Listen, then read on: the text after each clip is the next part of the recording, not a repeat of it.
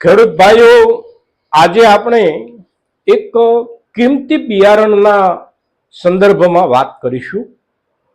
આપણે મોટા ભાગે આ બિયારણો કોઈ પણ નામાંકિત કંપનીના પેકેટોથી ખરીદતા હોઈએ છીએ, અને એનું જે કારણ છે એ એવું હોય છે કે એ જે કંપની છે એના પર આપણને ભરોસો હોય છે કે આ કંપનીનું બિયારણ સારું હોય છે, અને જે એના વિશે આપણને કહેવામાં આવ્યું હોય એ જ પ્રમાણે એ બિયારણ અંદર હોય છે.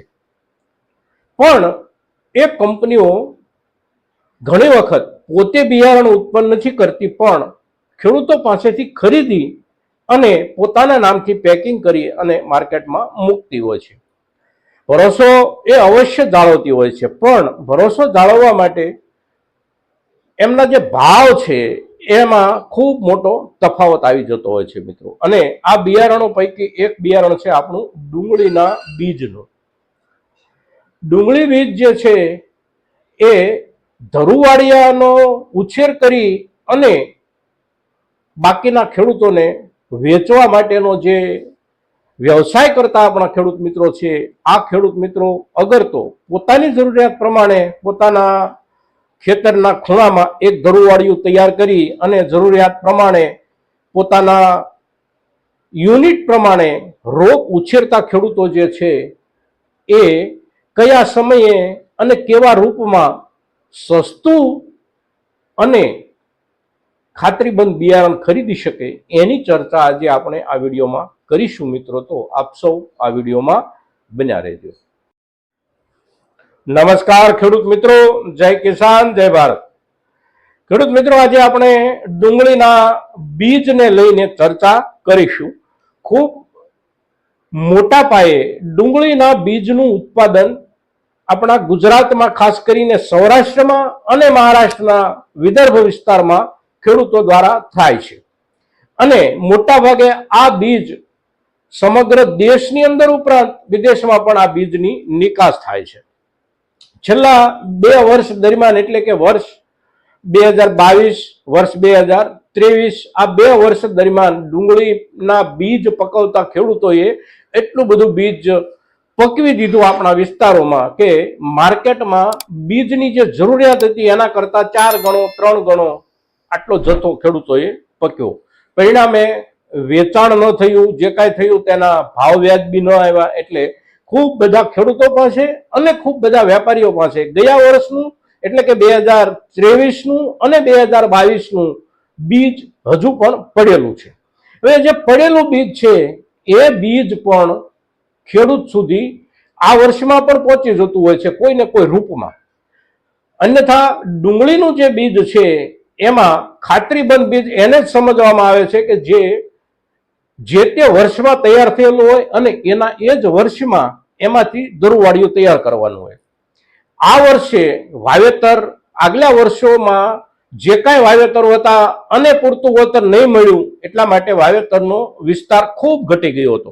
અને જે ઘટી ગયેલા વિસ્તારમાં અત્યારે જે ઉત્પાદન આવવાનો સમય જ્યારે પાકી ગયો છે ત્યારે એક જનરલી ભાવનું માળખું તૈયાર થઈ રહ્યું છે. અને જે ભાવનું માળખું તૈયાર થઈ રહ્યું છે એ આગલા વર્ષ અને એની પહેલાના વર્ષ કરતા ઘણું બધું ઊંચું છે, કારણ કે ઉત્પાદન આ વર્ષનું ઉત્પાદન બહુ ઓછું દેખાઈ રહ્યું છે આપણને.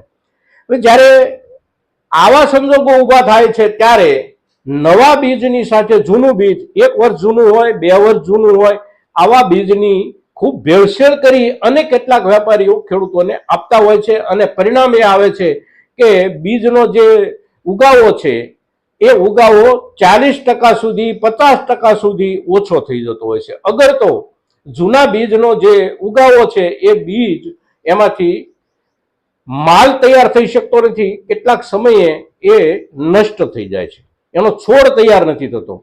જે જૂનું બીજ હોય છે એમાં આ તકલીફ રહેતી હોય છે. જે વર્ષમાં પાકેલું નવું બીજ હોય છે એ બીજમાંથી જ તંદુરસ્ત ડુંગળીનો છોડ તૈયાર થઈ શકતો હોય છે મિત્રો.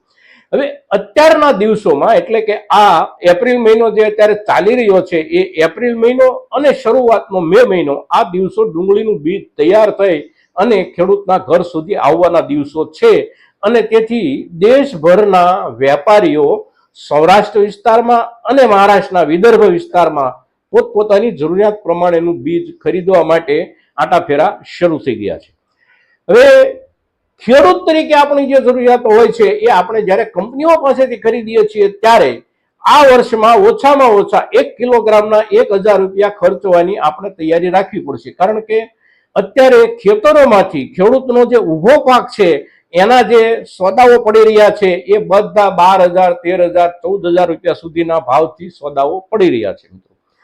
પણ ખેડૂતને માટે આમાં એક ખરીદી માટેની જગ્યા હોય છે.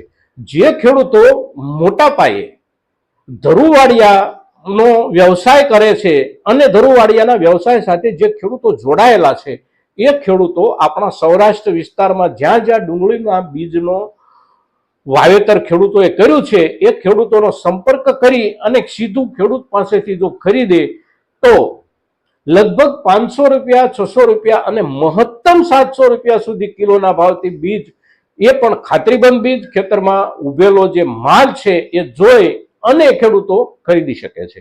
પણ આ સમય ચૂકી ગયા પછી જ્યારે ઓક્ટોબર મહિના આસપાસ શિયાળુ ડુંગળીના પાક માટે ધરુવાડિયું નાખવાના જ્યારે સમય આવે છે ત્યારે, એટલે કે સપ્ટેમ્બર અને ઓક્ટોબર મહિના દરમિયાન જ્યારે આપણે બીજ લેવા જઈશું ત્યારે કંપનીઓ પાસેથી ખરીદવું પડશે.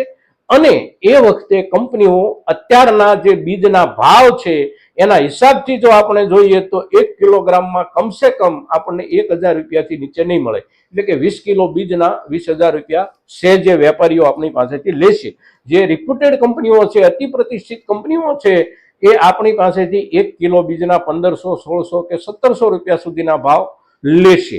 હવે એ લોકો જે ભાવ લે છે એ ભાવ આપણા ખેડૂતોએ પકવેલા બીજનો સંગ્રહ કરી એના પર પેકિંગ કરી અને એ સીધું જ આપણને વેચે છે. ફરક એટલો છે કે એ લોકો જ્યાંથી ખરીદે છે ત્યાંથી ખાતરીબંધ ખરીદે છે કે ખેતરમાં ઉભેલો માલ એ જોવે છે, કઈ ડુંગળીનું રોપાણ કરવામાં આવ્યું હતું એને પણ જોવે છે, અને ઉતારાનો જે રેશિયો છે એ કેવો રહેશે અને કેવો છે એના આધારે એ લોકો ખરીદી કરતા હોય છે. ખેડૂતોના ખેતર સુધી કંપનીઓ જાય છે અને ખરીદી કરે છે. તો એ ખેડૂત તરીકે પણ આપણે જે વિસ્તારમાં બીજના વાવેતર હોય એ વિસ્તારમાં ચક્કર લગાવી અને આપણી જરૂરિયાત પ્રમાણેનું બીજ મેળવશું. અત્યારના દિવસોમાં આપણે ખરીદી કરી લઈશું તો આગળના દિવસોમાં વધારાનો ભાવ આપણે ખર્ચવો નહીં પડે. તદ ઉપરાંત ખેડૂત પાસેથી સીધું ખાતરીબંધ બીજ આપણે ખરીદી શકીશું. મિત્રો, તો આજે આપણે આ જે વિડીયો તૈયાર કર્યો છે એ વિડીયો ખાસ કરીને ડુંગળીના ધરુવાડિયા સાથે જોડાયેલા ખેડૂતો માટે ખૂબ અગત્યનો વિડીયો છે અને તેથી આપણા તમામ ખેડૂતો સુધી આ વિડીયો પહોંચે એવા આપ સૌના તરફથી પ્રયાસો થાય એવી અપેક્ષા સાથે જય કિસાન, જય ભારત.